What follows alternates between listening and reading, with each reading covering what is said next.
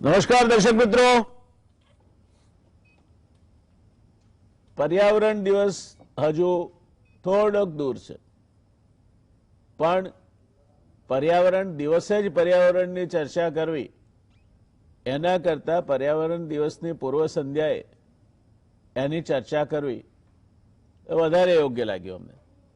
અને એટલે આજે આપણે પર્યાવરણ અને જે બરબાદી કરી છે આપણે આપણા પ્લેનેટ અર્થની, ધરતી માતાની, એના વિશે કેટલીક ચર્ચાઓ કરવાના છે. પર્યાવરણ એટલે પરી વત્તા આવરણ, એની સંધિ કરો એનો એટલે પર્યાવરણ થાય. પરી એટલે આસપાસનો અને આવરણ એટલે આચ્છાદન. માનવ સહિત તમામ જીવસૃષ્ટિ જેના પર આધાર રાખે છે તેવા સંપૂર્ણ જૈવિક અને અજૈવિક પરિબળો સાથેની સંપૂર્ણ કુદરતી પ્રક્રિયા અને તેના દ્વારા નિપજતા સંકુલને પર્યાવરણ તરીકે ઓળખાવી શકાય એવી એની વ્યાખ્યા છે. આ માનવ જીવનનું અસ્તિત્વ પર્યાવરણની ગેરહાજરીમાં કલ્પી શકાતું નથી. તમે વિચાર કરો, હમણાં ઓક્સિજનની અછત ઊભી થઈ હતી. હવે આપણને કોઈ દાડો શ્વાસ લઈએ છીએ તો ભગવાનના ત્યાં કોઈ દાડો ઓક્સિજનની અછત ઊભી થઈ તેવું જાણ્યું? એ ત્યાં નથી થતી, ઓક્સિજન મળી રહે છે. આપણે બિસ્લરી પાણી પીએ બોટલના 20 રૂપિયાથી માંડીને 5 સ્ટાર હોટલમાં જાવ તો 100 રૂપિયા સુધી થાય, પણ કરોડો બિસ્લરી બોટલનો વરસાદ વરસે છે, એના કોઈ દાડો આપણને કોઈ બિલ નથી આપતો. વીજળીનું બિલ આવે છે પણ સૂર્યપ્રકાશનું બિલ કોઈ દાડો કોઈ આપણને આપતો નથી. એટલે આ જે કુદરતે આપણને આપ્યું છે એ પર્યાવરણનું આપણે સંરક્ષણ કરવાના બદલે આપણે એક અંગ્રેજી શબ્દ અપનાવ્યો, એક્સપ્લોઇટેશન. એક્સપ્લોઇટેશન એટલે એને નિચોડી નાખવું, એનું સત્વ ચૂસી જવું. એક્સપ્લોઇટેશન એટલે ચૂસણખોરી. શબ્દ છે દોહન. દોહન એટલે જેમ આપણે ગાય કે ભેંસને દોઈએ, દૂધ મળે, આપણને પૌષ્ટિક આહાર મળે અને એને પાછું બીજા દિવસે કશી જ માથાકૂટ વગેરે તૈયાર થઈ જાય. મધમાખી ફૂલ પર બેસે, મધ ચૂસે, પરાગ વહન થાય અને પરાગ વહનની સાથોસાથ ફલિનીકરણ પણ થાય. મધ એ કોઈ દર્દીને ઔષધ તરીકે કામ આવે, વજન ઉતારવું હોય તો પણ મધ અને લીંબુનો પ્રયોગ ઘણા કરે છે. આ મધમાખી એ પર્યાવરણનો એક ભાગ છે. ઇંગ્લેન્ડમાં જંતુનાશક દવાઓએ મધમાખીઓ મારી નાખી છે અને એટલે ત્યાં પરાગ વહન થતું નથી. એટલે પાક પાકવા આવે, ફૂલો આવે એ સમયે મધમાખીઓ ભાડેલીને ખેતરમાં છોડવી પડે છે. હજુ આપણે એ સ્થિતિએ પહોંચ્યા નથી. હજુ આપણા ત્યાં મધ બેસે છે, મધમાખીઓ ખેતરમાં ઉડે છે. સવારના પરમાં મારા તુલસીના માંજર પર જથ્થાબંધ મધમાખીઓ એનો રસ પીવા માટે ભેગી થાય છે. આ પર્યાવરણ છે. હવે સંયુક્ત રાષ્ટ્ર દ્વારા વિશ્વ પર્યાવરણ દિવસ ઉજવવાનું નક્કી થયું 1972માં સ્ટોકહોમ ખાતે યોજાયેલ હ્યુમન એન્વાયરમેન્ટ પરની કોન્ફરન્સમાં વિશ્વ પર્યાવરણ દિવસ ઉજવવાનું નક્કી કર્યું અને 2 વર્ષ પછી 1974માં પ્રથમ પર્યાવરણ દિવસનું આયોજન ઓનલી વન અર્થ, માત્ર એક જ પૃથ્વી થીમ સાથે કરવામાં આવ્યું. 143 દેશોની ભાગીદારી સાથેનું આ એક વૈશ્વિક પ્લેટફોર્મ છે જેમાં દર વર્ષે અલગ અલગ થીમ સાથે પર્યાવરણ દિવસ ઉજવાય છે. આ વખતનો થીમ છે ઇકોસિસ્ટમ રેસ્ટોરેશન. એટલે આપણે જે કંઈ અત્યાર સુધી બરબાદી કરી છે એનું પુનઃસ્થાપન. જમીનમાંથી પાણી ખેંચી નાખ્યું, 66 ફૂટની નદીઓ હતી. હું જ્યારે કોસ આંકતા આંકતા વરદ તૂટ્યું ને બધું લઈને કૂવામાં પડ્યો તે વખતે કૂવામાં 30 ફૂટ ઊંડે જ પાણી હતું અને વિપુલ માત્રામાં પાણી મળતું. એ જ જગ્યાએ આજે 1200 ફૂટે પણ પાણી નથી મળતું. આટલું બધું પાણી આપણે પી ગયા. તો આ જે ઝાડ કાપી નાખ્યા, જંગલોનો વિનાશ કર્યો, પાણીનું સત્યાનાશ વાળ્યું, ત્યાં સુધી વાંધો નહીં, પણ એને પ્રદૂષિત કર્યા. એ બધાના સામે સજાગ થઈને આપણે હવે એનું રિસ્ટોરેશન કરવાનું છે. હવે આ જે આપણા સંયુક્ત રાષ્ટ્રના દેશોને સૂઝ્યું એ આપણા સંસ્કૃતિમાં તો પહેલાથી છે. આપણે પર્યાવરણ પ્રત્યે કેટલા સજાગ છીએ એનો એક શરૂઆતનો જ એકમાત્ર દાખલો આપો કે આપણે જળ દેવતા કહીએ છીએ, વાયુ દેવતા કહીએ છીએ, સૂરજ આપણને ગરમી આપે છે, તો સૂર્ય ઉર્જાનું પણ સ્ત્રોત છે, એને સૂર્ય દેવતા કહીએ છીએ. એટલે કુદરતને આપણે દેવનું સ્વરૂપ આપ્યું. જળમાં મળ ન નખાય એ સંસ્કૃતિના આપણે વારસદારો છીએ. અને સવારમાં આપણે જાગીએ તો પ્રાર્થના કરીએ છીએ, સમુદ્ર વસને દેવી પર્વત સ્તનમંડલે વિષ્ણુપત્ની નમસ્તુભ્યમ પાદ સ્પર્શ ક્ષમસુમે. હે ધરતી માતા, મારા પગનો તને સ્પર્શ થાય છે તો તું મને ક્ષમા કરજે. આપણે તો આ સંસ્કૃતિના વારસદાર છીએ. રાજ કપૂર કહે છે, જો જીસે મિલા પૂજા હમને ગયરોं को भी अपनाया हमने. આપણી સંસ્કૃતિ શું કે છે? આનો ભદ્રા ક્રાતવો યંતુ વિશ્વતઃ. માને દરેક દિશામાંથી મારા મનમાં સારા વિચારો આવો. આપણે આ આપણી સંસ્કૃતિ છે. આપણી સંસ્કૃતિ પ્રાર્થના કરે તો સર્વત્ર સુખિના સંતુ સર્વે સંતુ નિરામયા સર્વે ભદ્રાણી પશ્યંતુ માં કશ્ચિત દુઃખ ભાગ ભવેતની પ્રાર્થના કરે છે. પ્રાણી માત્ર જીવ જંતુ સમક્ષ જીવ સૃષ્ટિની આપણે એના સુખની કામના કરીએ છીએ. કામયે દુઃખ તપ્તા નામ પ્રાણી નામર્તિ નાશનમ. આ સંસ્કૃતિના આપણે વારસદારો છે. એ કરુણતા છે કે આપણે પર્યાવરણ દિવસે હવે પર્યાવરણ દિવસ ઉજવીને રિસ્ટોરેશન કરવા માટેની પ્રયત્નમાં આપણે જોડાઈએ છીએ. કારણ કે આપણે પણ જે આપણા પર કુદરત મહેરબાન થઈને આપણને જે કંઈ આપ્યું હતું એનું આપણે સત્યાનાશ કરી ચૂક્યા છીએ. ચાહે રામ તેરી ગંગા મેલીની વાત કરીએ કે ચાહે યમુનામાં કાનપુરમાંથી ચામડાઓની ફેક્ટરીમાંથી પાણી છોડવામાં આવે છે તેની વાત કરીએ કે કોલક નદીમાં વાપીના ઉદ્યોગો જે પાણી છોડે છે તેની વાત કરીએ કે નંદેસરીમાં જ્યારે આ કોમન એફ્લુઅન્ટ ચેનલ થઈ તે પહેલાં એનું પાણી ત્યાં નદીઓમાં ભળતું હતું તેની વાત કરીએ. આપણે નદી અને તળાવોને આપણી જેને દુષ્ટતા કહેવાય એ દુષ્ટતાના નિશાન બનાવ્યા છે. ત્યાં સુધી કે અમુક ઇન્ડસ્ટ્રીયલ એસ્ટેટમાં ડાઈઝ, કેમિકલ્સ અને એ બનાવતા ઉદ્યોગોએ રિવર્સ પમ્પિંગ કરીને પાણી જમીનના તળમાં ઉતાર્યા છે. અને આ બધા અમીરો અબજોપતિ થઈ ગયા. કારણ કે એમણે જે કંઈ ગેરરીતિઓ અજમાવી પડતી હતી તે બધી અજમાવી, પૈસા બચાવ્યા, પૈસા બચાવીને વધારે ઝેર પેદા કર્યું અને ઝેર પેદા કરીને પર્યાવરણનો ખાત્મો બોલાવ્યો. આ પરિસ્થિતિ છે. તમે જો આને પ્રગતિ કહેતા હો તો દર્શક મિત્રો મારે કહેવું છે કે હમણાં કોવિડનો હાહાકાર છે. આપણા દેશમાં જે મૃત્યુ થયા કોવિડના એના કરતાં 5 ગણા વધારે મૃત્યુ ભારતમાં 10 લાખથી વધુ લોકો હવાના પ્રદૂષણને કારણે મૃત્યુ પામે છે. કોવિડ કરતાં 4 ગણું વધારે ઘાતક છે વાયુ પ્રદૂષણ.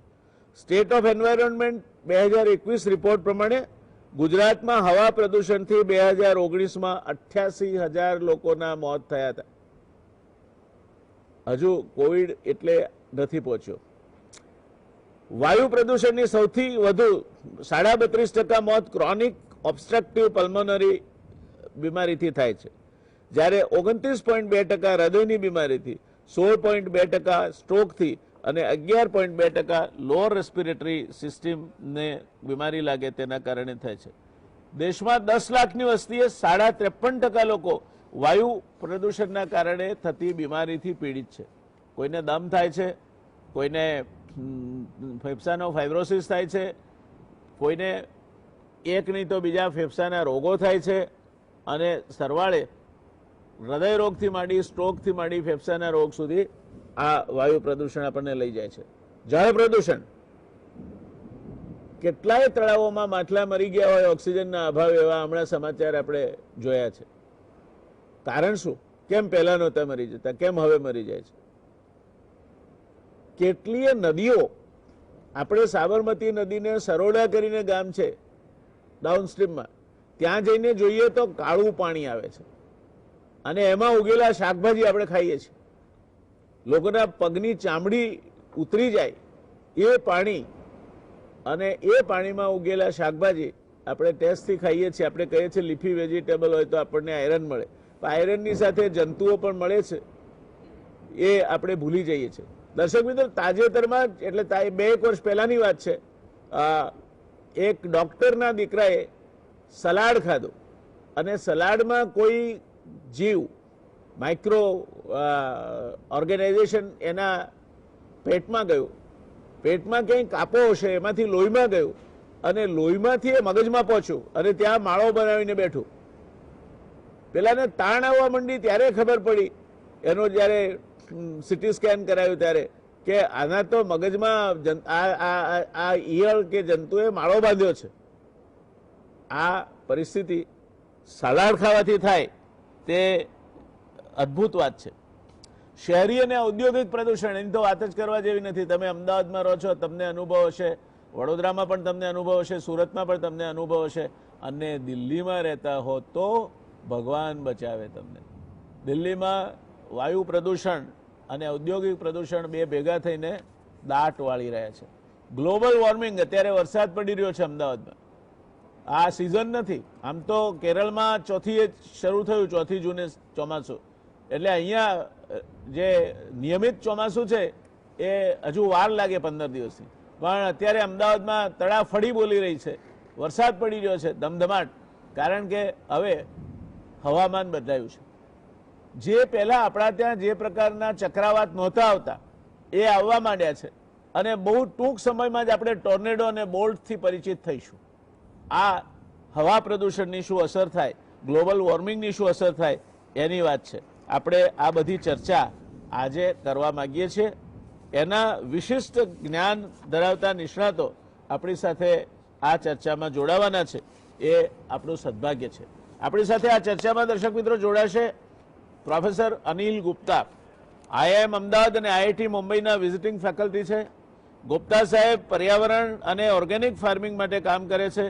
ખેડૂતોના મુદ્દાઓની ઊંડી સમજ અને મેનેજમેન્ટના નિષ્ણાત તરીકે કઈ રીતે એમને ઉપયોગી થવાય, અને આપણા જે જૂના વ્યંજનો છે તે વ્યંજનો વિશે પણ ગુપ્તા સાહેબનું જ્ઞાન, દર વર્ષે એકાદ વખત એમનું આખું સૃષ્ટિ કરીને સંસ્થા છે.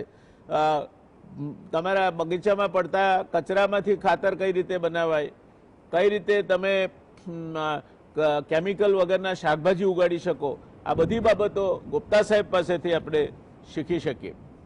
આપણી સાથે છે મહેશભાઈ પંડ્યા. મહેશભાઈ એન્વાયરોન્મેન્ટ એન્જિનિયર છે, પર્યાવરણ મિત્રના ડિરેક્ટર છે. પર્યાવરણ મિત્ર નામના સામાયિકના 25 વર્ષથી મહેશભાઈ સંપાદક છે. United Nations Economic and Social Council સાથે સંકળાયેલા છે.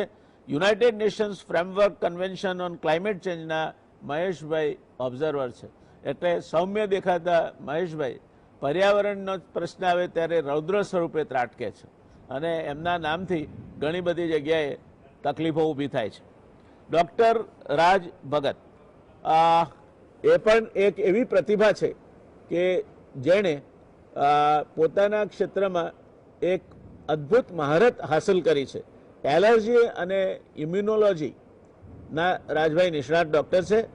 ઇન્ટરનલ મેડિસિનમાં એમણે MD કર્યું છે, અને જ્યાં સુધી એલર્જીને લાગે વળગે છે ત્યાં સુધી રાજભાઈ એ વિષયની ઊંડી સમજ ધરાવે છે. એલર્જીનું વ્યાખ્યા એવી છે કે allergy is a disease difficult to diagnose and still more difficult to treat. Allergy એવો રોગ છે કે જેની સમજ પડતા વાર લાગે અને પડ્યા પછી એને ટ્રીટમેન્ટ આપતા એથી વધારે તકલીફ પડે. અને આ પર્યાવરણમાં જે બગાડો થાય છે એના કારણે જાત જાતની એલર્જી હવે અસ્તિત્વમાં આવી છે. એક યા બીજા કારણસર કોઈને કંઈક ને કંઈક એલર્જી થાય છે. રાજભાઈ ચેસ્ટ ફિઝિશિયન છે. રાજભાઈ પાસેથી આપણે એમના ફેફસા અંગેના પ્રશ્નો અંગે પણ જાણીશું.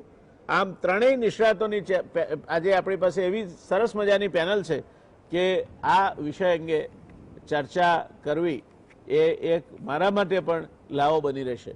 શરૂઆત મહેશભાઈ આપથી કરીશું. આપ એન્વાયરમેન્ટ એન્જિનિયર છો અને પર્યાવરણની સુધારણા અને જાળવણી સાથે સીધી રીતે આપ સંકળાયેલા છો. તો શું કહેવું છે આપને, આ જે આપણે જે હવે બેક ટુ બેઝિક્સ જવાની વાત છે કે હવે આપણે ઘણું નુકસાન કર્યું, હવે let us do sum positive work to create favourable impact on the environment. શું કહેવું છે આપને? માનનીય જયનારાયણભાઈએ પૂર્વ ભૂમિકામાં ઘણી આખી વાત કરી છે. એટલે આમ જોવા જાવ તો સમગ્ર વાત બહુ સહજ ભાષામાં એમણે મૂકી છે કે આ વિકાસ છે કે વિનાશ છે. એમણે જે વાત છેલ્લે કરી એને હું એનાથી આગળ લઈ જઈશ.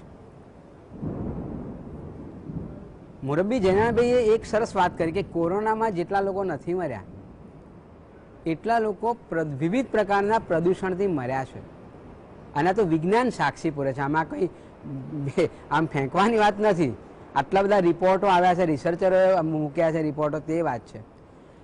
મુદ્દો મારો એ થાય કે જો કોરોનાના લીધે મોત થતા હોય અને આપણે લોકડાઉન કરીને ઉદ્યોગોને પણ બંધ કરી શકતા હોય તો સવાલ એ થાય કે કોરોનાના મોત એ અલગ મોત છે અને પ્રદૂષણથી મોત થાય એ અલગ મોત છે.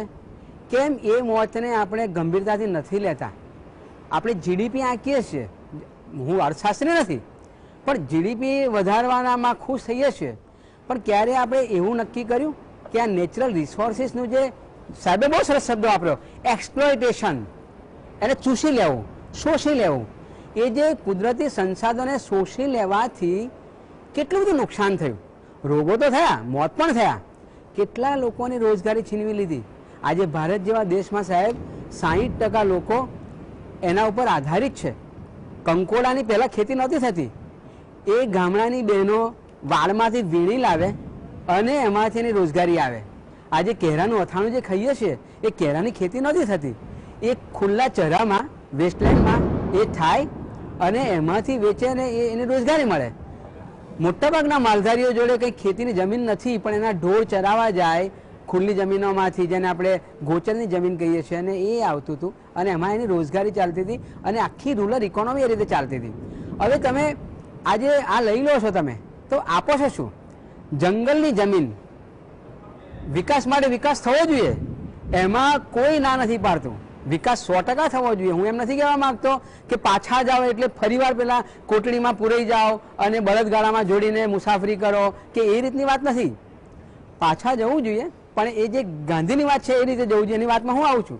પણ મારો મુદ્દો એ છે કે એ જ્યારે તમે કુદરતી સંસાધનોનું દોહન કરો છો ત્યારે આ લોકોની રોજગારી છીનવાઈ જાય છે અને એની હાલત કેટલી ખરાબ થાય છે. અને બીજી બાજુ આ જીડીપી તો આપણે વધે છે અને એક ઉદ્યોગપતિ 1 કલાકના 90 કરોડ કમાય છે. બીજી બાજુ કેટલા લોકો બેકાર થાય છે એ પણ એક અગત્યની વાત છે. એટલે કોરોનાના લીધે આપણને શીખવા મળ્યું અને લોકડાઉન કર્યું તો આપણે કેમ ઉદ્યોગોને કંટ્રોલ નથી કરતા. મને ભૂતાન ગમે. ભૂતાન એમ કહે કે મારે જીડીપી નથી વધારવું, મારે હેપીનેસ ઇન્ડેક્સ વધારવું છે. જ્યારે આપણે 5 ટ્રિલિયન અમેરિકન ડોલરની પાછળ પડી ગયા છે. સાહેબ આપણે પાણીની જ વાત કરીએ તો આપણે બહુ સરસ વાત કરી, બધી નદીઓની ને બધી આપણી સંસ્કૃતિની વાત કરી. ગુજરાતની 22 જેટલી નદીઓ અતિ ભયજનક રીતે પ્રદૂષિત છે અને સાબરમતી તો ડેડ રિવર છે એવું હું નથી કહેતો. ભારતના પર્યાવરણ મંત્રી પ્રકાશ જાવડેકર પાર્લામેન્ટમાં બોલ્યા, એમના લેખિત પ્રશ્નોત્તરીના જવાબમાં બોલ્યા. હવે સાહેબ એની પાછળ જે ખર્ચા થયા છે, સાબરમતી રિવરને આપણે રિવરફ્રન્ટ બતાવીએ છીએ, 9.5 કિલોમીટરની જે લાંબી કેનાલ છે જેમાં નર્મદાનું પાણી આવે છે. હું તો સાહેબ એના મજાકમાં એમ કહું છું કે સેરોગઢ મધનનું આ સારું ઉદાહરણ છે કે બેટ તમારો સાબરમતીનો અને પાણી નર્મદાનું, એટલે એક સારું ઉદાહરણ છે. એ 9.5 કિલોમીટર બતાવીને દુનિયાને બતાવીએ છીએ વિકાસ મોડેલ આપણું. પણ આપણે જે વાત કરી, જે ગામની વાત કરી અને પછીનો જે સંગમ સુધીનો વૌઠા સુધીનો જે આખું બેલ્ટ છે ત્યાંની નદીની શું સ્થિતિ છે? આપણે કેટલા ખર્ચા, 844 કરોડ રૂપિયા ખર્ચા છે, પરિણામ નથી આવ્યું. અને કોમન એફ્લુએન્ટ ટ્રીટમેન્ટ પ્લાન્ટ જે 33 જેટલા બન્યા છે, કેગ રિપોર્ટ 2011થી લઈને 2017 સુધીના બધા જ કેગ રિપોર્ટમાં આનો ઉલ્લેખ કરવામાં આવ્યો છે કે common effluent treatment plant function નથી કરતા અને તેમ છતાં રાજ્ય સરકાર એમાં ખર્ચો કરે છે. આ વખતે સાહેબ બધા મજાની વાત એ છે કે કોમન એફ્લુએન્ટ ટ્રીટમેન્ટ પ્લાન્ટના પરિણામો નથી આવતા અને દેખાતું પ્રદૂષણ દેખાય છે. એટલે આપણે બધા બોલીએ છીએ. એટલે ગુજરાત સરકારે એક પ્લાન કર્યો, એમણે પાઇપલાઇન નાખવાનું નક્કી કર્યું.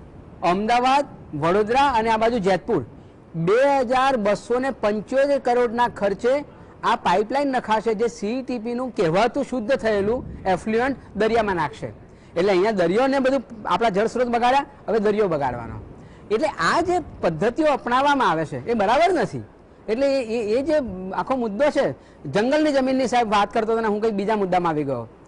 જંગલની જમીન લેવાની છૂટ આપી અને 2010માં નામદાર સુપ્રીમ કોર્ટે ગોદાવરન વર્સિસ યુનિયન ઓફ ઇન્ડિયા એટલે ફોરેસ્ટ કેસ તરીકે ઓળખાય છે, એમાં એક ચુકાદો આપ્યો કે જંગલની જમીન લેવી હોય તો તમે એની કિંમત ચૂકવો. એટલે કંચન ચોપરા નામના એક ઇકોનોમિક્સ બેન પાસેથી એમણે ઇકોલોજીકલ મોડેલ નહીં, મેથેમેટિકલ મોડેલ અપનાવ્યું અને એ પ્રમાણે એની નેટ પ્રેઝન્ટ વેલ્યુ લેવાનું નક્કી કરી. અને આ નેટ પ્રેઝન્ટ વેલ્યુ એક કેમ્પા નામનો એક કાયદો બનાવ્યો, કોમ્પેન્સેટરી એફોરેસ્ટેશન એક્ટ કરીને કેમ્પા, અને એમાં જમા થાય. હવે 10% કેન્દ્ર સરકાર પોતાની પાસે રાખે, 90% રાજ્યોને આપે. સાહેબ આ કેમ્પાનું ફંડ અનયુટિલાઇઝ કરોડોમાં પડ્યું છે. એક બાજુ જંગલો નાશ થતા ગયા, ઉદ્યોગોને આપણે આપ્યા વિકાસના માટે, અને બીજી બાજુનો ઉપયોગ નથી કરતા. એવી જ વાત હમણાં નેશનલ ગ્રીન ટ્રિબ્યુનલે સાહેબ કરી કે ભાઈ પ્રદૂષણ કરે છે જે ઉદ્યોગો, એના માટે એન્વાયરમેન્ટલ ડેમેજ કોમ્પેન્સેશન, એટલે આજનો વિષય, આજે આપણો જે પર્યાવરણ દિવસ છે કે તમે ભુગતાન કરો, રિસ્ટોરેશન ઓફ ધ ઇકોસિસ્ટમ, એટલે એ મુદ્દામાં જે ફંડ આપ્યું એ ફંડ સાહેબ વપરાતું નથી, પડી રહી છે. એટલે બીજા સ્લોટમાં વાત કરીએ, પણ મતલબ એ થયો કે રિસ્ટોરેશન આપણે હજુ કરતા નથી અને આપણે વિકાસની જે દોટમાં આગળ વધી રહ્યા છીએ. અને ખરેખર તો એની જો કેલ્ક્યુલેશન કરવામાં આવે તો સાહેબ આપ ઇકોનોમિસ્ટ છો, આપ કહી શકશો કે એ જો જીડીપી ગણવામાં આવે તો માઇનસમાં જાય. धन्यवाद महेश भाई, खूब सरस शुरुआत करी आपने. गुप्ता साहब, छोटे से ब्रेक के लिए मुझे रुकना पड़ेगा, मगर फौरन इस ब्रेक के बाद आपके पास आना चाहूंगा.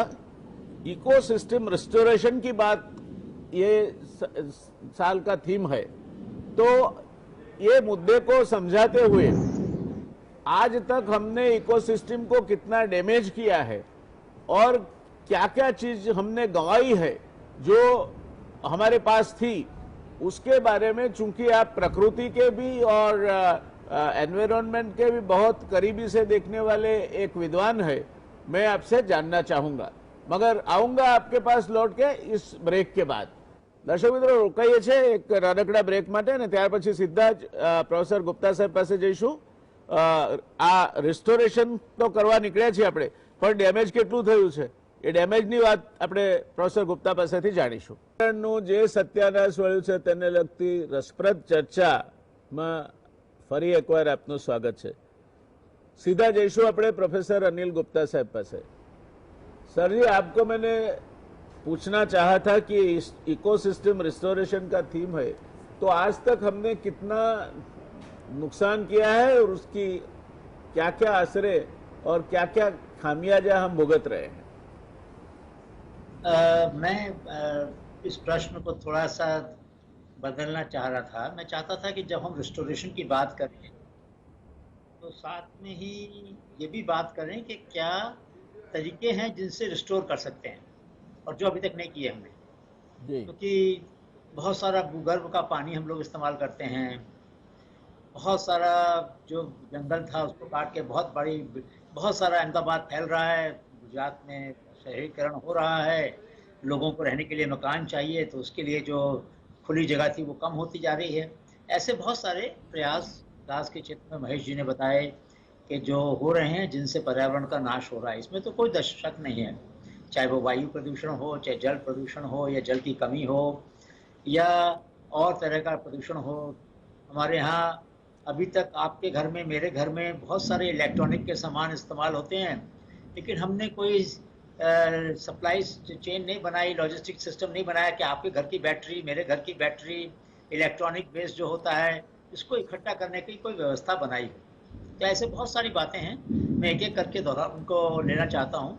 सबसे पहले बात शुरू करूँगा कि जो हम लोग पानी इस्तेमाल कर रहे हैं, बहुत ज़्यादा सभी लोग पानी का इस्तेमाल करते हैं. नर्मदा का पानी सब जगह नहीं पहुँचा है, बहुत जगह पर हम भूगर्भ का पानी इस्तेमाल करते हैं. 1,000 फुट, 1,500 फुट, 2,000 फुट से पानी लेते हैं. तो क्या ये ज़रूरी नहीं है कि सभी सार्वजनिक संस्थाएं, सभी प्राइवेट संस्थाएं अपने ऑफिस के बाहर, अपनी दीवार पर अपना सालाना पानी का बजट लिख के बताएं कि कितना पानी हमने इस्तेमाल किया, कितना पानी हमने साफ़ किया, कितना पानी हमने प्रदूषित किया और कितना पानी हमने बचाया. वाटर बजट के नाम से, जैसे और बजट बनता है, सरकार का बजट बनता है, ऐसे हर संस्था एक पानी का बजट उद्घोषित करे जो उसकी बाउंड्री वाल पे। अगर आईएम है तो आईएम का पानी का बजट हो, गुजरात यूनिवर्सिटी है तो गुजरात यूनिवर्सिटी का पानी का बजट हो, विधानसभा है तो विधानसभा का पानी बजट हो। पानी का बजट हर एक संस्था के लिए अनिवार्य होना चाहिए कि वो सालाना हिसाब दे कि पानी कितना इस्तेमाल किया, कितना उसको साफ किया। अब हम जो पानी पीते हैं वही पानी अगर लॉन में लगाएंगे, घास में देंगे, तो अच्छी बात नहीं है।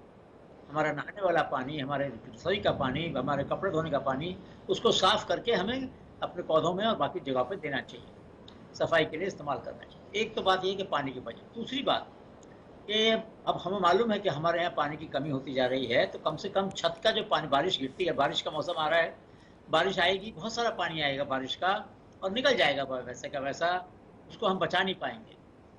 तो पानी को बचाने के लिए अनिवार्यता गाँव में नहीं, खाली शहरों में भी व्यवस्था होनी चाहिए। और ये व्यवस्था गांधीनगर से शुरू होनी चाहिए कि जो हमारे मंत्री हैं, जो हमारे विधानसभा के सदस्य हैं, जो बड़े बड़े अधिकारी हैं, जो सचिव हैं, उनके घरों में जितना भी पानी छत पर आए उसको अंडरग्राउंड में वो लोग बचाएं। वो बचाएंगे तो बाकी अधिकारी बचाएंगे, बाकी लोगों से कहने का एक नैतिक अधिकार मिल जाएगा, बाकी लोग भी उसको पालन करेंगे। तो सभी क्षेत्रों में ऊपर से कुछ परिवर्तन ऊपर से आते हैं, कुछ परिवर्तन नीचे से ऊपर जाते हैं। पर्यावरण के अंदर काफ़ी सारे परिवर्तन ऊपर से नीचे आने चाहिए ताकि सारे देश के सामने मिसाल कायम। अब वायु के प्रदूषण की बात महेश भाई बता रहे थे कि काफ़ी सारे एफ्लुएंट ट्रीटमेंट प्लांट काम नहीं करते या बाकी जो है, लेकिन मेरा अनुभव यह है कि कहीं कहीं पर काम किया है। वापी में पहले सांस नहीं ले सकते थे हम, लेकिन आज वहाँ की हवा में काफ़ी परिवर्तन आया है। तो हमें ये भी सराहना करनी चाहिए कि कहीं कहीं पर उद्योग ने, सरकार ने, समाज ने मिलकर कुछ अच्छे काम भी किए हैं जिससे थोड़ी स्थिति बदली है, लेकिन वो उतनी नहीं बदली जिससे हमें संतोष हो सके, ये बात सही है। लेकिन अगर हम जो भी सराहनीय, जो भी सार्थक काम है उसको नहीं पहचानेंगे तो लोगों का मनोबल गिर जाएगा। फिर उद्योग धंधे वाले सोचेंगे कि अगर आप पर्यावरण के लिए रक्षा करो तो भी वही बात है, नहीं करो तो भी वही बात है, फायदा क्या करने से? फिर तो एक निराशा का वातावरण फैल जाएगा। तो हमें बहुत ज़रूरी है कि हम लोग जब ऑडिट करते हैं, गुजरात पॉल्यूशन कंट्रोल बोर्ड है, उसको ज़्यादा सक्षम बनाना चाहिए। उसमें सार्वजनिक जो संस्थाएं हैं, जो जनसेवक संस्थाएं हैं, जो एनजीओज हैं, उनको भी शामिल करें उनके मुआयने के टाइम पर, और वो देखें कि भाई कितना केमिकल आपने खरीदा जो एफ्लुएंट में लगता था, और उसका इस्तेमाल किया कि नहीं किया। तो ये भी बहुत। आवाज़ आ रही है भाई, आपके यहाँ से आवाज़ आ रही है, आवाज़ बंद कीजिए। तो बहुत ज़रूरी है कि हम जो हिसाब किताब है उसके अंदर सब सफाई लाएं और जो भी हम उद्योगों का जो तरीका है उसको बदलें। अभी मैं आपको उदाहरण देता हूं कि बहुत सारे कोस्टल एरियाज़ में हमने पोर्ट बनाए और बड़े उद्योग धंधे और बहुत सारे विकास के लिए नए नए तरीके के इन्वेस्टमेंट किए। लेकिन चाहे वो कोरल रीफ हो, हमारे यहाँ 1400 मील का कोस्टल लाइन है, बहुत सारे कोरल रीफ हैं, देश के बहुत बड़ा हिस्सा कोरल रीफ का हमारे यहाँ ही है, मैरीन बायोडाइवर्सिटी बहुत ज़्यादा हमारे यहाँ है, लेकिन उसकी रक्षा के लिए जितना प्रयास होना चाहिए था उतना प्रयास हमने शायद नहीं किया। तो बहुत ज़रूरी है कि जो अच्छे प्रयास हुए, जहाँ कोरल रीफ रीजनरेट हुआ, जामनगर के पास में बड़ा अच्छा उदाहरण है, ऐसे उदाहरणों को और ज़्यादा बढ़ाना चाहिए। और हमें कोशिश करनी चाहिए कि जहाँ जहाँ पर संभव हो, जो जो स्वयंसेवी संस्थाएं हैं, जो समाज है, जो गांव के लोग हैं, शहर के लोग हैं, उनकी भागीदारी बढ़ाई जाए पर्यावरण की रक्षा के लिए। जी। अब बात आती है कि हमारा जो वेस्ट है, वेस्ट मैनेजमेंट की जो व्यवस्था है, जो हमारा घर में कूड़ा करकट है उसकी जो व्यवस्था है, अभी कोविड-19 चल रहा है, आप मुझे बताएं कितनी सोसाइटीज़ हैं जिसमें कोविड-19 का जो वेस्ट है उसको इकट्ठा करके सही तरीके से उसका निष्पादन करना, उसको डिस्पोजल करना, उसको जलाना, इसकी कोई व्यवस्था बनाई गई है। हमारा जो सफाई कर्मचारी हैं उनको किसी को भी सुरक्षा के तरीके हमने नहीं बताए हैं। तो अगर किसी घर में कोविड के कोई पेशेंट है, उसका वेस्ट भी वहीं जा रहा है जहाँ घर की सब्जियाँ और बाकी चीज़ों का वेस्ट जा रहा है। तो हमने जो व्यर्थ सामान है, जो कूड़ा करकट है, उसकी जो व्यवस्था है उसमें भी ध्यान नहीं दिया। तो पर्यावरण का बहुत बड़ा नुकसान एक इस कारण से भी हो रहा है कि जो शहरों का वेस्ट है, शहरों की जो कूड़ा करकट है, वो जाकर फिर कहाँ जाएगा? वो कहीं इकट्ठा होगा, वहाँ से फिर नदियों में जाएगा, वहाँ के तालाब में पानी में जाएगा, वहाँ का पानी हम पिएंगे, हमारे शरीर में आएगा वो। तो इलेक्ट्रॉनिक वेस्ट हो या बैटरी का वेस्ट हो जिसमें हैवी मेटल्स होते हैं, लेड होता है, ऐसी चीज़ों की व्यवस्था तुरंत होनी चाहिए। अगर हमने पेंडेमिक से हमने कोविड-19 से ये भी नहीं सीखा कि पर्यावरण को कैसे सुधारना है, तो शायद हम कभी भी नहीं सीखेंगे। इतनी बड़ी आपदा में हमने देखा कि जब लॉकडाउन था तो पर्यावरण बहुत जल्दी से अपना स्वास्थ्य पा लिया। हमको दिन में चिड़ियों की आवाज़ आने लगी, आकाश दिखने लगा, दिन में रात को तारे दिखने लगे, बहुत बड़ा फ़र्क आ गया था। तो मतलब प्रकृति में ये क्षमता है कि यदि उसको मौका मिले तो वो अपने स्वास्थ्य को सुधार सकती है, लेकिन वो मौका हम नहीं दे रहे हैं। हम लगातार उसके अंदर भरे जा रहे हैं कूड़ा और बाकी चीज़ें हैं। तो एक सुझाव मेरा ये भी है कि हर सोसाइटी में, हर कैंपस में, हर संस्थान में अलग-अलग तरह के कूड़े के इकट्ठे करने के बिन्स अलग-अलग होने चाहिए और उन बिन्स का व्यवस्था बननी चाहिए कि उनको फिर म्युनिसिपल कॉर्पोरेशन लेकर वहाँ से लेके जाए। उसके लिए आप थोड़ा पैसा लीजिए संस्थानों से, कोई बुरी बात नहीं है। हर सोसाइटी से पैसा लीजिए, कोई बुरी बात नहीं कि भाई आपने अलग तरह का कूड़ा पैदा किया, आपको जो टैक्स है वो ज़्यादा देना पड़ेगा। तो शीशे का अलग हो, कागज़ का अलग हो, जो हमारे सब्जियों का है, फलों का कूड़ा है वो अलग हो, और जो प्लास्टिक है उसका अलग हो, और जो बैटरी है उसका अलग हो। इस तरह का अलग-अलग तरह का कूड़ा जो है उसको इकट्ठा करना और उसकी सही तरीके से उसका व्यवस्थापन करना, ये बहुत बड़ी ज़रूरी बात है, वरना वो सब हमारी फूड चेन में वापस आता है, हमारे स्वास्थ्य पर असर पड़ता है। डॉक्टर साहब हैं वो बताएंगे कि किस तरीके से जो हवा का प्रदूषण हो, चाहे जल का प्रदूषण हो, या खाने में जो प्रदूषण है, चाहे वो पेस्टिसाइड के रेसिड्यू हों, चाहे और तरह के तत्व हों, इन सब का आड़ असर हमारे स्वास्थ्य पर पड़ रहा है। हमारा जो खर्चा पहले अगर 10 रुपया था, अब वो बढ़ के 100 रुपया, 200 रुपया, 300 रुपया तक पहुंच रहा है। तो मतलब बहुत बड़े अनुपात में हमारा जो, और ख़ास तौर से गरीबों के लिए बहुत दिक्कत होती है कि वो कैसे अपना स्वास्थ्य की देखभाल कर पाएंगे। और अभी कोविड-19 में तो बहुत लोगों के ऊपर कर्जा हो गया है। तो पर्यावरण के लिए इस समय चिंता करना हमारे लिए ये भी आवश्यक हो गया है कि ऐसी बीमारियां और ज़्यादा आएंगी। ऐसे तूफान जो आए, अब की बार अभी थोड़े दिन पहले आया था, यस तूफान आया, उससे पहले एक और तूफान आया। ऐसे तूफान अब बार-बार आएंगे, जल्दी आएंगे, क्योंकि पर्यावरण का संतुलन बिगड़ रहा है। तो बहुत से लोगों की छतें चली गई, बहुत से लोगों के जानवर जख्मी हो गए, बहुत बड़ा नुकसान हुआ।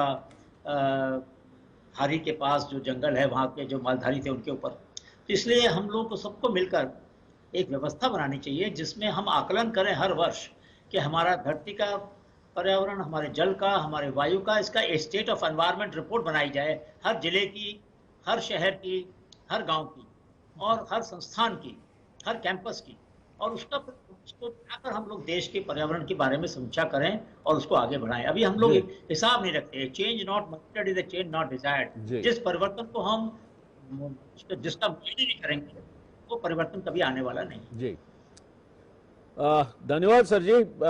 दर्शक मित्रों, गुप्ता साहेबे જે વાત કહી એમાં એક બહુ જ ભવિષ્ય માટે આશા જન્માવે એવી વાત છે કે વાપી છે કે અંકલેશ્વર છે કે જ્યાં પર્યાવરણને સુધારવા માટેનું સારું કામ થયું છે, એ તમે જો જે સારું કામ કરે છે તેને પણ બિરદાવશો નહીં તો પછી જે લોકો સારું કામ કરે છે, સારું કામ કરવા માટેનો ઉત્સાહ એમનો મરી જશે। એટલે જ્યાં હકારાત્મક કામ થયું છે, હકારાત્મક દાખલાઓ છે, ભલે પછી એક જ વ્યક્તિ કરતી હોય। મને હમણાં જ એક કિસ્સો મારી ધ્યાનમાં આવ્યો છે। બનાસકાંઠામાં એક સમુદ્રા કરીને ગામ છે, એ ગામની તલાટીબેન છે, એ એકલા હાથે કૂવા રિચાર્જ, બોર રિચાર્જ કરવાનું કામ એણે એટલી સરસ રીતે ઉપાડ્યું છે કે એના કારણે એક સમગ્ર જાગૃતિ ત્યાંના લોકોમાં ઊભી થઈ છે। એટલે એક વ્યક્તિ શું કરી શકે એનું આદર્શ ઉદાહરણ આ સેમોદ્રા ગામની જે તલાટી બેન છે, જો હું એનું નામ ના ભૂલતો તો હિરલ ચૌધરી, એણે પૂરું પાડ્યું છે અને હજુ એ કામ આગળ વધારે જાય છે। એટલે આ પ્રકારના હકારાત્મક ઘટનાઓ પણ આપણી આજુબાજુ બનતી રહે છે। ક્યાંક યુવાનો વૃક્ષારોપણનો આયામ લઈને બેઠા છે। આ વખતે સિદ્ધપુર શહેરના યુવાનોએ 20,000 ઝાડ ગામમાં વાવવાનું નક્કી કર્યું છે। એટલે આ પ્રકારના જે હકારાત્મક પ્રયોગો થાય છે તે પ્રયોગો ઉપરથી આપણે દાખલો લઈને આગળ વધવું જોઈએ। એ ગુપ્તા સાહેબની વાત સાથે સંમત થયા વગર રહેવાય તેમ નથી। નુકસાન ઘણું થયું છે, પણ એ નુકસાન થયું છે માટે માથે પછેડી ઓઢીને રોવા બેસીશું તો નકારાત્મકતાથી કોઈ હકારાત્મક પરિણામ લાવી શકાતું નથી।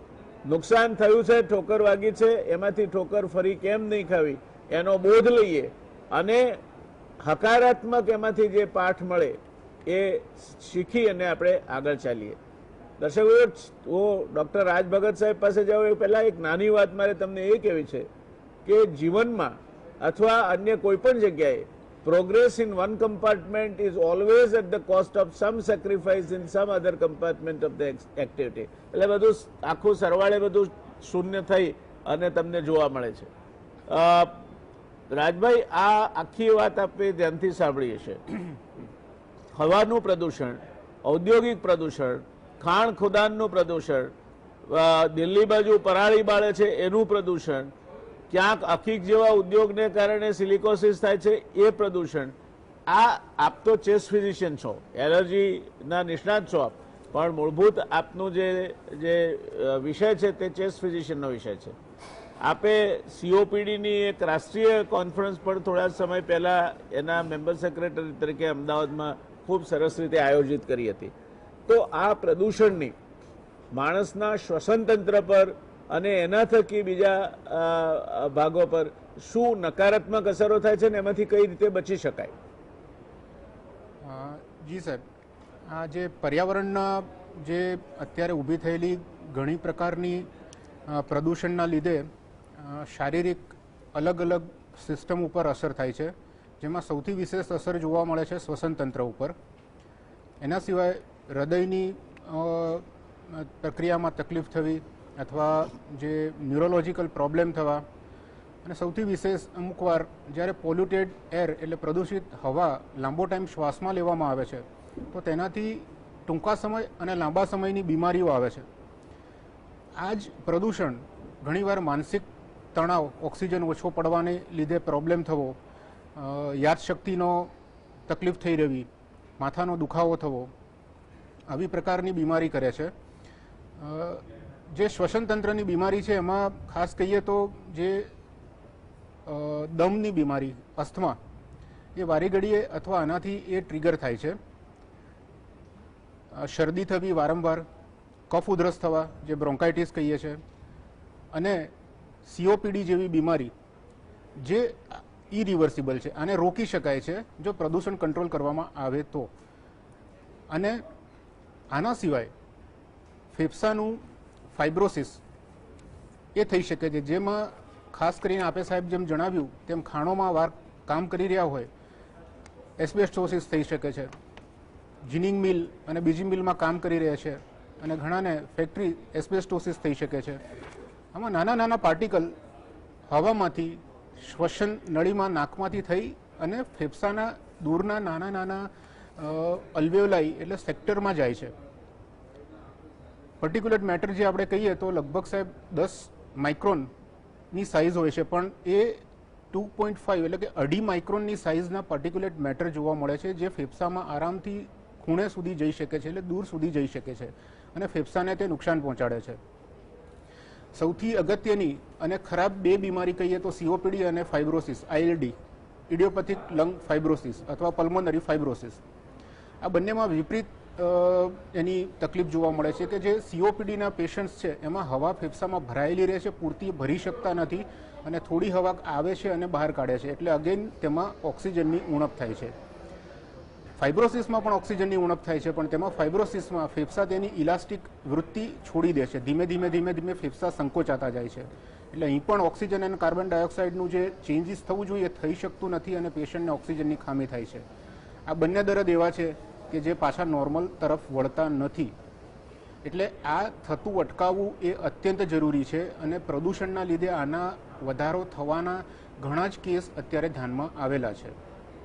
જ્યારે પ્રદૂષણમાં કાર્બન ડાયોક્સાઇડ વધે અથવા તો તાપમાન વધે ત્યારે જોયેલું છે કે અમુક વાર્મનેસ અથવા સમર અથવા શરદી અને ગરમી બેનું જોઈન્ટ ફેઝ લાંબો થાય છે. તો આ વખતે અમુક છોડ ઝાડ એના પરાગની સિઝન લંબાઈ જાય છે અને પરાગ એક એવી વસ્તુ છે કે જે સામાન્યથી ઘણી લાંબી અથવા ગંભીર બીમારી કરી શકે છે. તો એમનો પરાગનો પીરિયડ જે કદાચ 15-20 દિવસનો હોય છે, ખેંચાઈને કદાચ મહિનો કે 2 મહિના થાય છે. તો આ 2 મહિનાના નાના નાના પરાગ ઉત્પન્ન થવા, હવામાં આવવા અને શ્વાસમાં જવા, તો એ જે પણ લોકો એને સેન્સિટિવ છે એને એલર્જીક પ્રોબ્લેમ વધારશે, કે એલર્જીક શરદી થશે, એલર્જીક શ્વાસ થશે, એલર્જીક પેટમાં દુખાવો થશે, માથાનો દુખાવો થશે. તો આ બધું જે પ્રદૂષિત હવા એનું આપણે રોકાણ કરવું ઘણું જ જરૂરી છે. ઘણી વખતે સોઇલ્સ, ગુપ્તા સાહેબે પણ જેમ કીધું કે બાયોલોજિકલ વેસ્ટને બધાને પ્રોપર રીતે ડિસ્કાર્ડ કરવું બહુ જ જરૂરી છે. અને ઘણીવાર આપણે કાદવ કીચડ એનું પણ ધ્યાન રાખતા નથી અને આપણે જેમાં કચરો ઉમેરતા જઈએ છીએ અને એના પ્રભાવે ચિકનગુનિયા, મેલેરિયા, ડેન્ગ્યુ આ બધી પ્રકારની બીમારી આવે છે, જે પણ ઘણી વખતે જીવલેણ થઈ જાય છે. તો આને જો કચરાને અને પોલ્યુશન કંટ્રોલ રાખવો તો આને થઈ શકશે. સૌથી મોટો વાયુ પ્રદૂષણ કોલ અને દિલ્હીમાં જે થતી બધી ધુમાડાની પ્રવૃત્તિઓ છે આનાથી આવે છે. વેહિકલ એટલે કે જે આપણા અત્યારના સાધનો એમાંથી થતા ધુમાડા, ગામડા અથવા શહેરમાં લાકડાથી થતું અમુક રસોઈ અથવા રાંધણ, આ બધાથી કાર્બન ડાયોક્સાઇડ, મોનોક્સાઇડ અને અમુકમાં સલ્ફર ડાયોક્સાઇડ ગેસીસ ઉત્પન્ન થાય છે, જે આપણા માટે ખરાબ છે. તો અલગ અલગ રીતે આ બધા જ પ્રદૂષણ થવાથી થતા ગેસો આ અલગ અલગ સિસ્ટમ લાઈક શ્વસનતંત્ર, હૃદય, ન્યુરોલોજી અને સાયકોલોજીકલ અફેક્ટ કરી શકે છે. દર્શક મિત્રો, તમે સાંભળ્યું હોય જો ડૉક્ટર રાજભાઈને ધ્યાનથી, તો એક રોગ થાય એ માત્ર ફેફસા પૂરતો મર્યાદિત નથી રહેતો. ફેફસાના કામ કરવાની પરિસ્થિતિ બગડે એટલે હૃદય પર અસર થાય, ન્યુરોલોજીકલ એટલે તારા મગજ પર પણ અસર થાય, અને હૃદય અને ફેફસા બંને બગડે એટલે કિડની પર પણ અસર થાય. એટલે આ એક આખી એક એવી ઘટમાળાનું સર્જન કરે છે જે સરવાળે તમને એક યા બીજા રીતે નુકસાન કરે છે. અને પ્રદૂષણ, આપણે જો વિકાસ કરવો છે તો પ્રદૂષણ તો થવાનું જ છે. એટલે પ્રદૂષણ અને વિકાસ બેની વચ્ચે આપણે એક ક્યાંક ને ક્યાંક ટ્રેડ ઓફ કહેવાય, ક્યાંક સંતુલન આપણે ગોઠવવું પડશે. મહેશભાઈ, હવે ટૂંકાણમાં જવાબ આપીશું આપણે. આ વખતનું જે થીમ છે તે ઇકોસિસ્ટમ રિસ્ટોરેશનનો છે. જી. તો ગુજરાતને લક્ષ્યમાં રાખીને આ ઇકોસિસ્ટમ રિસ્ટોરેશન માટે શું શું કામ કરવું જોઈએ આપના મતે? સરસ સવાલ છે સાહેબ. પેરિસ એગ્રીમેન્ટ જે થયું સાહેબ, એમાં બે વસ્તુ અગત્યની છે, મિટિગેશન અને એડેપ્ટેશન. એટલે પ્રદૂષણ ઘટાડો અને એડેપ્ટેશન એટલે પનારે પડ્યું છે તો એ સોલ્વ કરો. આપણા ત્યાં વાવાઝોડું આવ્યું અને લોકોને બચાવી શક્યા, તે ખરેખર સરાહનીય કામ છે. પણ પછી શું? આપણે ત્યાં બનાસકાંઠામાં પૂર આવ્યું, જમીનો બગડી, થર જામી ગયા બધા. એની પહેલાં અમરેલીમાં 2015માં પૂર આવ્યું હતું. અત્યારે પણ જે નુકસાન થયું મોટા ભાગે, એટલે એ જે લોસ એન્ડ ડેમેજ આની જે વાત છે તે, કે એવા ચક્રવાતો આવે છે કે બીજી બધી ઘટનાઓ બને છે અને જે કુદરતને નુકસાન થાય છે અને અલ્ટિમેટલી આનો ભોગ આ વલ્નરેબલ કોમ્યુનિટી, એ માછીમાર સમાજ હોય કે માલધારી સમાજ હોય કે ખેડૂતો હોય, એનો ભોગ બને છે.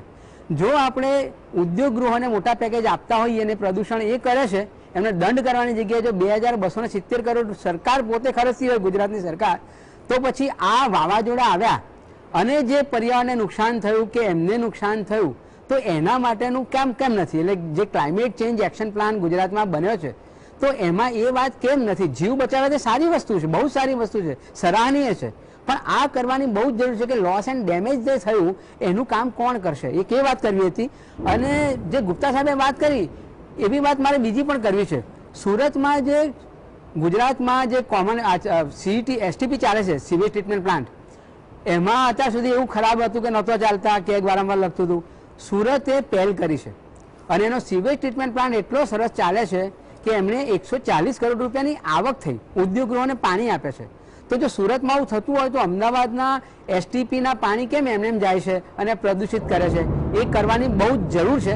તો આ રોગો પણ ઘટી જાય. એટલે આરોગ્યનો જો તમારો ખર્ચો ઘટી જાય તો તમારો આમદાનીને બધી વધી જાય. એટલે સાહેબ, આજે ક્લાઇમેટ ચેન્જ એક્શન પ્લાનની વાત ગુપ્તા સાહેબે પણ કરી, એ કરવાની બહુ જ જરૂર છે, તો આ રિસ્ટોરેશન થશે. દર્શક મિત્રો, તમને કદાચ જાણીને નવાઈ લાગશે કે સિંગાપુર જ્યારે દેશ બન્યો ત્યારે પાણી આયાત કરતું હતું. કુલ જરૂરિયાત મલેશિયા પાસેથી પાણીની સિંગાપુર આયાત કરતું હતું. આજે સિંગાપુર પોતાના ત્યાં વરસાદ પડે છે એનું ટીપું સંગ્રહ છે, જે પાણી વાપરે છે એને શુદ્ધ કરીને રિસર્ક્યુલેટ કરે છે અને મલેશિયાને પાણી નિકાસ કરે છે. આ શક્ય છે. તમે પાણી બચાવો, ઓછું વાપરો અને રિસર્ક્યુલેટ કરો, એટલે એને શુદ્ધ કરીને. એટલે ઓરેન્જ કાઉન્ટી નામનું એક વિસ્તાર છે અમેરિકામાં, ત્યાં ટોયલેટ ટુ ટેપ એ કાર્યક્રમ હેઠળ એકે એક ટીપું પાણી જે જાય છે તેને શુદ્ધ કરીને પીવા લાયક કરતા પર વધારે સારું બનાવીને પાછું અપાય છે. આપણે પોતે સમજવું પડે. બધું જ સરકાર ના કરે, આપણે કશું જ ના કરીએ અને બધી અપેક્ષા સરકાર પાસે રાખીએ, મને લાગે છે કે ક્યારેય એનો નિવેડો આવે નહીં. गुप्ता साहब, आपके मत से गुजरात में अगर कोई 3 चीजें करनी चाहिए ये साल इकोसिस्टम रिस्टोरेशन के अंतर्गत, तो क्या करनी चाहिए? पहली बात तो ये है कि जो जंगल हैं हमारे, उनमें जो लंताना जैसे बहुत सारे पौधे जो नुकसान पहुंचाते हैं जंगल का, उनका बहुत बढ़ाव हो गया है. तो जैविक विविधता के संवर्धन के लिए हमें विशेष प्रयास करना होगा. एक तो ये बात बड़ी स्पष्ट है कि जंगलों का विकास, जंगलों का संवर्धन, शहरों में माइक्रो फॉरेस्ट, छोटे छोटे जंगल लगाने होंगे और जगह जगह लगाने होंगे.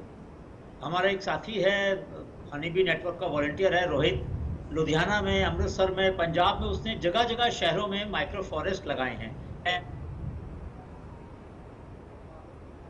छोटे छोटे से.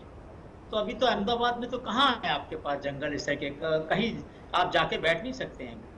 तो कम से कम जैसे गांधीनगर को काफ़ी अच्छा हरा भरा रखा गया है, हमें सभी शहरों को ग्रीन बनाना होगा. दूसरी बात, जितनी मल्टी स्टोरेज बिल्डिंग आ रही हैं, इन सब के लिए अंडरग्राउंड वाटर कंजर्वेशन के टैंक बनाना ऑब्लिगेटरी होना चाहिए. उनके लिए पर्याय होना चाहिए, उनको बनाना ही पड़ेगा. पानी के संवर्धन के लिए पानी का टंका बनाना पड़ेगा. आपको पता है, आनंद में, अहमदाबाद में भी बहुत जगह पर पहले परंपरागत एक तरीका था गुजरात में, जहाँ नीचे के अंदर पानी का टंका होता था, उसके बराबर में लोग बैठते थे गर्मी के अंदर, तो वहाँ ठंडक मिलती थी प्राकृतिक रूप में, कोई एयर कंडीशनर की जरूरत नहीं पड़ती थी. अभी तो वो व्यवस्थाएं सब खत्म, चरमरा गई हैं, उनको दोबारा से जिंदा रखना चाहिए. तीसरी बात जो है बहुत ज़रूरी है कि पक्षियों के लिए और जीवों के लिए हमारे यहाँ जो व्यवस्था, बहुत सारे जीव कम होते जा रहे हैं, बहुत से पक्षी कम होते जा रहे हैं, छोटी चिड़िया देखने को नहीं मिलती है. तो इन सब के जीवों के लिए हमें विशेष व्यवस्था हर एक व्यक्ति को करनी चाहिए. पहले हमारे घर में व्यवस्था थी, पहली रोटी बनाते थे तो खुद नहीं खाते थे, गाय को, कुत्ते को, चिड़िया को, किसी को भी देते थे. अभी आप बच्चों से पूछेंगे तो शायद उनको पता भी नहीं कि ऐसी कोई व्यवस्था हमारे देश में थी या हमारी संस्कृति में थी. तो वो जो परंपराएं हैं, सार्थक परंपराएं हैं, उनको जिंदा करना चाहिए, उनको बनाकर रखना चाहिए. ये देश तो चिड़ियों की चोंच की चिंता करता है. गुजरात में कुछ ऐसी जगह हैं, मैंने शायद पहले भी कहा इसके बारे में, कि जहाँ दाना डालते हैं चिड़ियों का, वहाँ पर गोबर से लीप देते हैं उसको, मिट्टी से और गोबर से. क्यों लीप देते हैं? ताकि चिड़िया जब दाना उठाए तो उनकी चोंच घिस नहीं जाए. चोंच घिस जाएगी तो वो दाना उठा नहीं पाएंगी ढंग से. ऐसी समाज जो चिंता करता हो पक्षियों की, वो समाज आज इतना ज़्यादा प्रदूषण कर रहा है, इसमें कहीं ना कहीं हमसे भूल हुई है. हमने शिक्षा में ऐसे दृष्टांत, ऐसे उदाहरण शामिल नहीं किए. तो हमें ज़रूरी है कि हमारी शिक्षा व्यवस्था में बच्चों को पहली क्लास से लेकर 12वीं तक वास्तविक उनको दृष्टांत दिए जाएं. वृक्ष प्रेमी थे श्री प्रेमजी भाई, आपने सुना होगा, उनका नाम उपलेटा के थे. उन्होंने मोटरसाइकिल ली और सड़क के दोनों तरफ पेड़ों के बीज फैला दिए. फिर उनके बेटे ने उनको गाड़ी दी, तो गाड़ी में इंजन लगाकर उससे वो बीजों की बारिश करते थे. पेड़ों के बीजों की बारिश करते थे दोनों साइड में सड़क में. और कितने करोड़ों पौधे, पेड़ लगा दिए उन्होंने सौराष्ट्र के अंदर. ऐसे उदाहरणों को क्यों नहीं पढ़ाते हम? क्यों नहीं बच्चों को पढ़ना देते कि भाई ऐसे भी हमारे यहाँ लोग हुए हैं, उन्होंने ऐसा काम किया है. आपने बताया उस तलाटी के बारे में, हिरल बहन चौधरी के बारे में, बनासकांठा के. ऐसे उदाहरण हमारे पाठ्यक्रम में आने चाहिए. ऐसे साथियों को हमारे यहाँ स्कूल में बुलाना चाहिए, उनके भाषण, उनसे बात करानी चाहिए बच्चों की. क्योंकि जब वो अपने फेस टू फेस बात करेंगे, सामने बैठ के बात करेंगे, तो उनके मन में ये बात बैठेगी कि ये समाज हमेशा से ऐसा नहीं था, प्रदूषण फैलाने वाला नहीं था. ये कुछ हमसे गलती हो गई, विकास की जो परिभाषा हमने समझी उसमें कहीं कुछ गलती हो गई. तो शिक्षा में, जल में और साथ ही साथ उसके प्रबंधन में हमें विशेष प्रयास करना होगा इको रिस्टोरेशन के लिए और जंगलों में. इन तीनों में हमें परिवर्तन. धन्यवाद सर.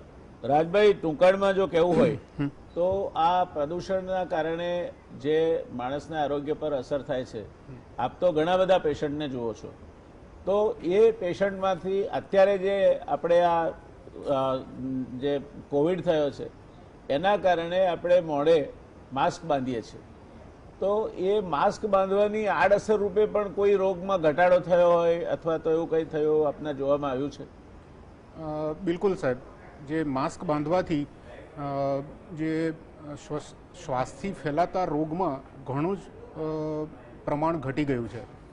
એટલે કોવિડના સમયમાં આપણે જોઈએ તો બીજા ઘણા પેશન્ટ કે જે નોર્મલ રેસ્પિરેટરી ટ્રેક ઇન્ફેક્શન એટલે કોઈ વાયરસ અથવા બેક્ટેરિયાના ઇન્ફેક્શનથી ફેફસાને ઇન્ફેક્શન થતું હતું, બ્રોન્કાઇટિસ થતું હતું, ન્યુમોનિયા થતું હતું, એ પ્રકારના પેશન્ટોની સંખ્યામાં તમે ગણો તો ઘણો જ ઘટાડો થયો છે. એટલે આ જરૂરી છે. માસ્ક એક બેરિયર છે અને અમુક પ્રકારના બેક્ટેરિયા અને અમુક પ્રકારના વાયરસ એ ફિલ્ટર કરે છે અને રોકી લે છે, તો એનાથી ડેફિનેટલી ઘણો જ ફાયદો થશે. અને એક વાત સાહેબ હજી હું બીજી એડ કરવા માગીશ, જેમ ગુપ્તા સાહેબે કીધું પક્ષીઓનું, જો આપણે ગણીએ તો માણસ, પક્ષી, પણ બીજા પણ જાનવર ધીમે ધીમે લુપ્ત થતા જશે આ પર્યાવરણના પ્રદૂષણના અભાવે. અને એ છે જ કે પહેલાંના અમુક પ્રાણી હવે જોવા મળતા નથી અને ભવિષ્ય કદાચ આપણે નહીં હોઈએ પણ બીજા પ્રાણીઓ પણ એ વખતે નહીં હોય, જે આપણી એસેટ છે. જી, ધન્યવાદ રાજભાઈ. દર્શક મિત્રો, જે ગામડામાં રહે છે જે લોકો, એમને ખ્યાલ હશે કે પહેલા આપણે શિયાળામાં ઘઉં વાવીએ તો નીકની આજુબાજુ તાંદળજો ઉગતો હતો, એની આજુબાજુ ચીલ ઉગતો હતો, જેની ભાજી થતી હતી. અને લીફી વેજીટેબલ અથવા તો આયરન રીચ વેજીટેબલ તરીકે આપણે મજૂરો આવે એ લોકો લઈ જતા હતા, અને કોઈને કોઈ ખેડૂત ના નહોતો કહેતો કે મારા ત્યાંથી તમે ચીલ ના લઈ જશો કે મારા ત્યાંથી તમે તાંદળજો ના લઈ જશો. વાડ ઉપર ડોડી થતી હતી. ડોડા અને ડોડીનું શાક એ આંખોની રોશની વધારવા માટે અતિ ઉત્તમ કહેવાય. ચણોઠી થતી હતી. ચણોઠીના પાન તમે જીભ આવી હોય તો ચાવી અને લાળ દદડતી મૂકો તો તમારી જીભ આવી હોય તેમાં તમને રાહત મળે. કોવચ થતી હતી, જે તમને આમ ખણજ આવે, પણ કોવચના બી આયુર્વેદમાં બહુ મોટું મહત્વ ધરાવે છે. લીમડા અને બાવળિયા ઉપર, દેશી બાવળિયા ઉપર, હું પેલા ગાંડા બાવળની વાત નથી કરતો, એના ઉપર ગળો થતી હતી ને પૈડિયા બાવળના, એ ઢોરને ખાણમાં નાખીને ખવડાવે તો ફેટ દૂધની વધી જાય. એ ગામડામાં જે લોકો પશુપાલન કરતા હશે જૂના જમાનામાં, જેમણે આનો ઉપયોગ કર્યો છે તેમને ખ્યાલ હશે. આવી અનેક બાબતો આપણે મેં મારા બચપણમાં જોઈ છે અને આજે નથી જોઈ રહ્યો. આ નુકસાન ગયું છે, એ નુકસાન આપણે પૂરું કરી શકીએ. ખેતરો નાના થતા ગયા છે, વાડ ગુમ થઈ ગઈ છે, કાંટાળા તારની વાડ થાય છે, ડોડી નથી, ચણોઠી નથી, કવચ નથી ઉગતી. અરે રોડના બાજુમાં ઉગતો નફટિયો એ પણ તમને ખાતરમાં સરસ મજાનું કામ આપે તે પ્રકારની વનસ્પતિ છે. આજે આપણે સંઘાડી ગુમાવી છે, વજ્રદંતી ગુમાવી છે, જે ખેતરમાં આપણા સાટોડી ઉગતી હતી જેનાથી પુનર્નવાદી ક્વાથ બને છે એ આપણે ગુમાવી છે. કેટલી બધી વસ્તુઓ આપણે ગુમાવી છે. એનું જો લિસ્ટ બનાવવા જઈએ તો આખો કાર્યક્રમ પતે ત્યાં સુધીનું લિસ્ટ બની શકે એટલી વસ્તુ મારી નજર સામે જોઈ રહ્યો છું. ત્યારે આ રિસ્ટોરેશનના ભાગરૂપે ખાસ કરીને ગ્રામ્ય વિસ્તારમાં બે કામ થાય. એક તો જળ સંચય અને જળ સ્ત્રોતનું સફાઈ કામ. ગાયકવાડી રાજમાં ચોમાસું આવે તે પહેલા આખું ગામ બહાર નીકળતું હતું, ઉજાણી થતી અને ગામ તળાવ અને એના આવરા સાફ કરી અને એને ચોમાસા માટે તૈયાર કરાતા. આપણે આ બધા કામો તો કરી શકીએ, કેમ નથી કરતા એ આપણે આપણી જાતને પૂછવું જોઈએ. સરકાર સામે જોઈને બેસી રહીશું તો પેલા સરગવાના ઝાડ નગરશેઠના છોકરાના વાડામાં ઉગ્યા હતા, એણે છોકરાને ભિખારી કરી નાખ્યો, એ જ પરિસ્થિતિ આપણી થશે. માટે આ વખતનું જે થીમ છે ઇકોસિસ્ટમ રિસ્ટોરેશન, એમાં દરેક ગામડું પોતાનું ઇકોસિસ્ટમ રિસ્ટોરેશન કરે અને ગુપ્તા સાહેબે કહ્યું તેમ વોટર બજેટિંગ કરે કે આપણે કેટલું પાણી વાપરીએ છીએ, ક્યાંથી લઈએ છીએ, કેટલું આપીએ છીએ અને કેટલો પાણીનો બગાડ કરીએ છીએ. તો ઘણી બધી બાબતે આપણે સુધારણા કરી શકીએ. એક વ્યક્તિ હિરલ ચૌધરી જો બનાસકાંઠામાં આટલું સારું કામ કરી શકતી હોય, એક પ્રેમજીભાઈ વૃક્ષપ્રેમી જો આવું મોટું કામ કરી શકતા હોય તો આપણે કેમ ના કરી શકીએ? Let each one of us work towards saving the environment, આ પર્યાવરણના બચાવ માટે આપણે બધા પર્યાવરણ મિત્ર, પર્યાવરણ સૈનિક બનીને કામ કરીએ તો આ કામ મુશ્કેલ નથી. કરીશું એવા એક નિર્ધાર સાથે આપણે આજની ચર્ચાને વિરામ આપીશું. મળીશું આવતીકાલે. દર્શક મિત્રો, અત્યંત રસપ્રદ ચર્ચા છે.